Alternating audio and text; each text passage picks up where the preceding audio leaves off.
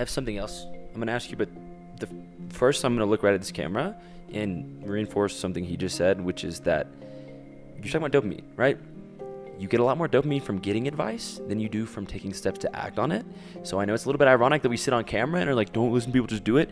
The most important you can do if you watch this video is go do one thing that we talk about in this video. Go do one thing and you're ahead of 99% of the population. And that's the first thing. The second thing, and this is why I don't like to talk, is because when you talk, you release dopamine regarding your goals, right? So if you say, oh, I'm going to do this, you are releasing the dopamine of that potential experience.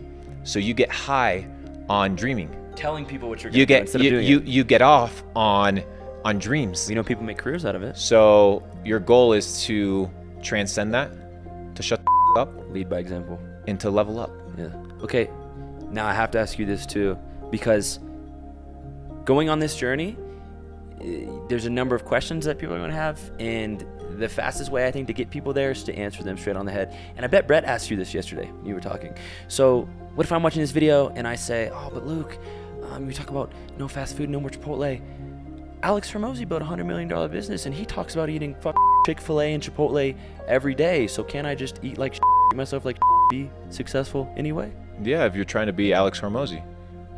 I'm not trying to be Alex Hormozi, and I think his content is great, but I'm not him.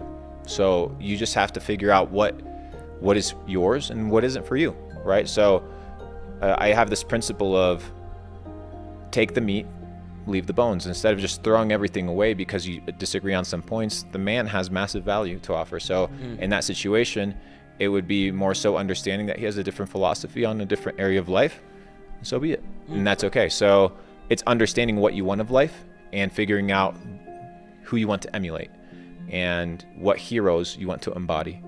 And each one's have different habits and different outcomes in life. You just have to piece what you like, and based off of that, you curate your ideal human.